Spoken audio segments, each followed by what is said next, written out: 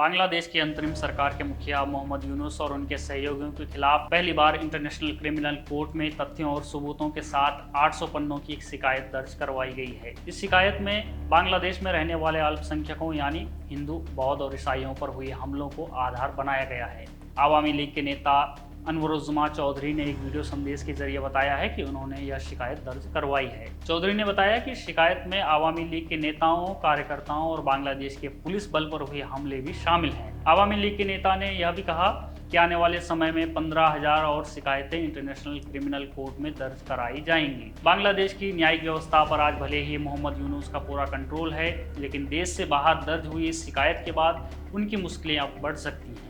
इसका एक कारण यह भी है कि अल्पसंख्यकों पर हो रहे अत्याचारों को लेकर भारत खुले तौर पर बांग्लादेश की यूनुस सरकार से सवाल कर रहा है। दूसरा कारण यह है जिस अमेरिका के दम पर मोहम्मद यूनुस अपना भौकाल जमाने की कोशिश कर रहे हैं, उस अमेरिका में अब डोनाल्ड ट्रंप की वापसी हो गई है। वही डोनाल्ड ट्रंप जिन्होंने बांग्लादेश में हिंदुओं के साथ हुई हिंसा की कड़ी निंदा की थी। ट्रंप ने दिवाली के दिन एक्स प्लेटफॉर्म पर लिखा था, बांग्लादेश में भीड़ हिंदुओं पर हमला कर रही है, लूटपाट कर रही है, वहाँ अराजकता की स्थिति है। मेरे कार्यकाल में ऐसा कभी भी नहीं होता। कमला और बाइडेन ने अमेरिका समेत पूरी दुनिया में हिंदुओं की अनदेखी की है। अमेरिका के दम पर यूनुस की भौकाल जमाने वाली बात के लिए हमारे पास ठोस कारण है। बांग्लादेश में तख्तापलट से पहले की बात है, जब मोहम्मद यूनुस को 6 महीने की सजा हुई थी। उनका जुर्म था कि उन्होंने ग्रामीण टेलीकॉम के चेयरमैन रहते हुए लेबर लॉ का उल्लंघन किया था।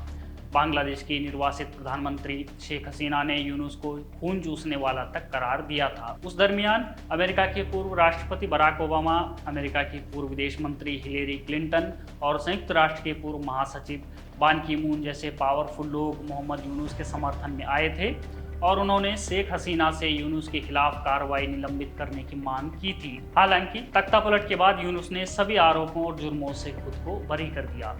बांग्लादेश की अंतरिम सरकार के प्रमुख बनने के बाद जब मोहम्मद यूनुस पहली बार अमेरिकी दौरे पर गए तो वे तत्कालीन अमेरिकी राष्ट्रपति जो बाइडेन के गले ऐसे मिले मानो उन्हें जिस मिशन पर भेजा गया था उसकी सफलता की कहानी सुनाने हुए अमेरिका गए हों। सफलता की कहानी की बात आ ही गई है तो यह भी याद किया जाना चाहिए कि मोहम्मद यूनुस ने पूर्व अमेरिकी राष्ट्रपति बिल क्लिंटन से 2 लोगों का परिचय करवाया था। यूनुस ने महफूज आलम की बाह पकड़ते हुए कहा था कि पूरी क्रांति के पीछे यही थे।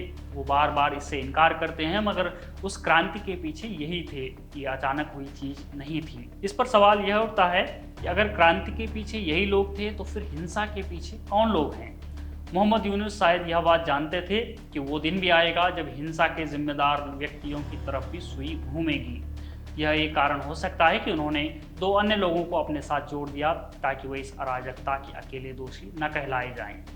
जैसा कि हमने शुरुआत में कहा कि यह पहली बार है जब तख्तापलट के बाद मोहम्मद यूनुस के खिलाफ कहीं कोई शिकायत दर्ज हुई है। अब देखना यह है कि अल्पसंख्यकों पर हुए अत्याचारों के दोषियों को कब सजा मिलेगी और उनके साथ कब न्याय होगा। बने रहिए हमारे साथ, देखते रहिए द पैंथलिस्ट।